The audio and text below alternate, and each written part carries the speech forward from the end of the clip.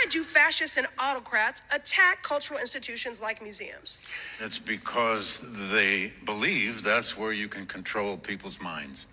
You can sustain a social order, you can control education, you can control the arts, you can control writing and creativity itself. Dr. Blight, what warning signs do you look for when society starts drifting towards fascism and authoritarianism? First, I look for the breakup of political parties. Then I look for this kind of assault on cultural institutions, on things like the National Park Service, which reaches more students than any of us who teach in universities. I look for attempts to control the media, which is the dissemination of knowledge. And I look for any attempt at the control over free minds, free speech, freedom itself. When I saw Congresswoman Ayanna Pressley's line of questioning here about why is it that autocrats and fascists attack cultural institutions like museums, I immediately thought of how over the last year and a half, Donald Trump has gone repeatedly for the Smithsonian. I'm going to ask us to think back to almost exactly a year ago, August of 2025. I know so much has happened between now and then, but do you remember how Donald Trump at that time and Stephen Miller and Project 2025, they were coming for the Smithsonian Institution. That's the People's Museum, you guys. They were coming for the Smithsonian incredibly aggressively. We'd already seen Trump earlier in 2025 attacking universities, colleges. We saw universities like Columbia immediately bend the knee, but other universities like Harvard stand up against the regime and refuse to comply, refuse to obey. And at the same time, we saw Donald Trump remove books, particularly books by Black authors, from places like libraries at the military academies. I believe they were taking books out that were like by Maya Angelou and things like that, right? An immediate attack on institutions of learning, an immediate attack on what they claimed was DEI, but was just like history, was just knowledge and information, right? And that's what fascism does. It seeks to control information. It seeks to keep the populace ignorant. Donald Trump said he loves the uneducated, right? People who are not equipped with that understanding of history, who are not equipped with the truth of America's history, with the truth of how we effectively resist fascism, those folks are much easier to control. And if you cut off information, if you remove books by authors who contradict your propaganda and your narrative, it's much easier for people to swallow the pill of fascism. But going for institutions of higher learning was not enough, because people, no matter whether they are enrolled in universities or not, can access museums, right? Which are also a way to facilitate education to the entire populace. So it's very, very natural for a fascist to come for museums, especially ones that focus on American history. So in August of last year, Kimberly Crenshaw put out this piece in The Guardian, and I want to read just the beginning of it to you here.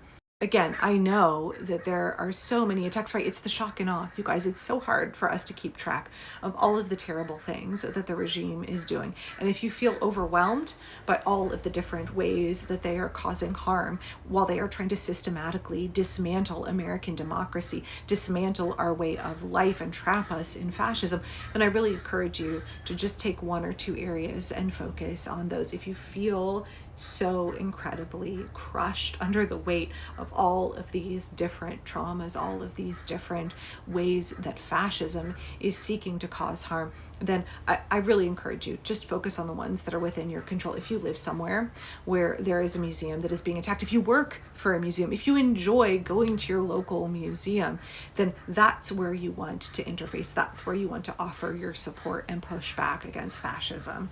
Because this is not just happening at the Smithsonian. I'm sorry, I'm going on a little tangent here. This is not just happening at the Smithsonian. This is happening all over the country, in places where Republicans are in power, right? In places where Republicans are wanting to remove books, wanting to remove educational exhibits and signs that talk about the history of chattel slavery in the United States, that talk about the history of the genocide that our government committed and is continuing to commit against Indigenous Americans, that talk factually about women's rights, that talk factually about LGBTQ rights, right? They're trying to suppress all of that.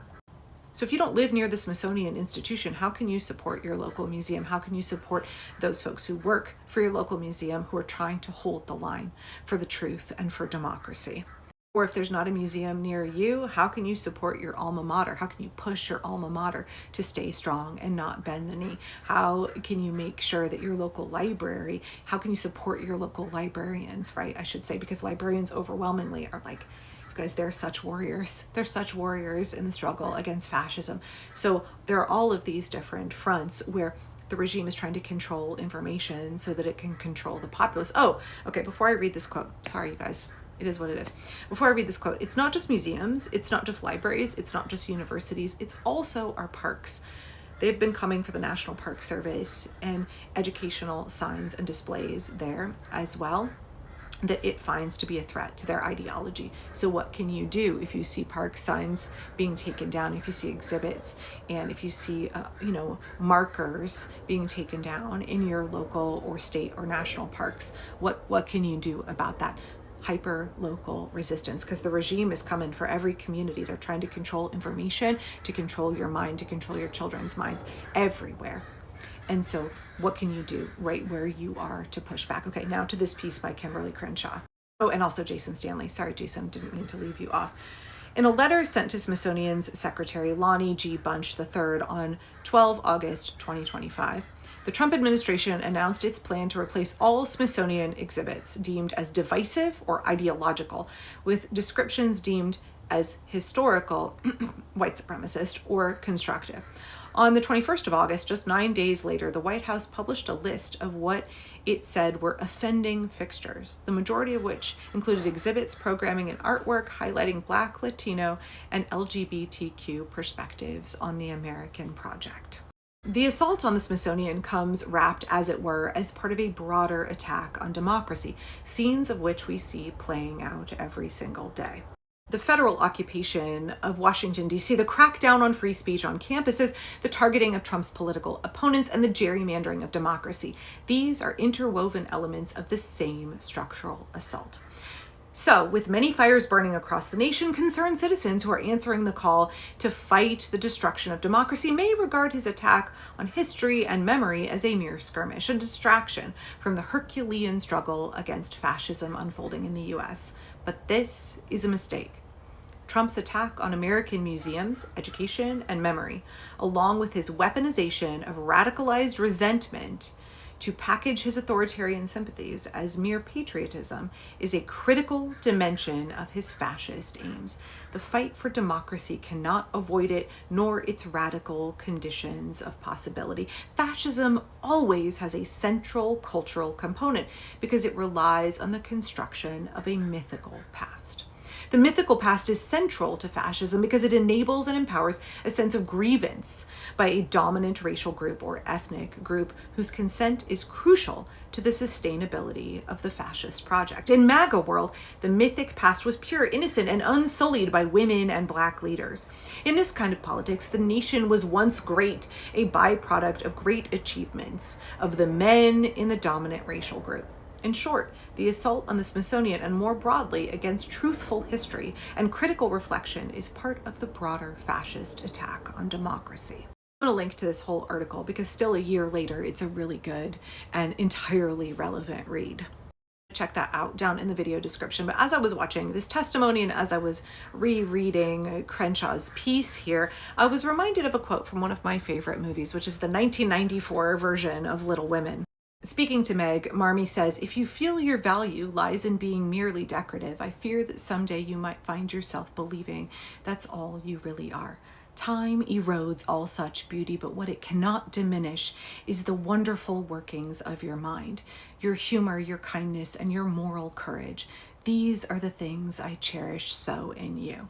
What fascism seeks to diminish, but it cannot as long as we resist, is the wonderful workings of our minds, right?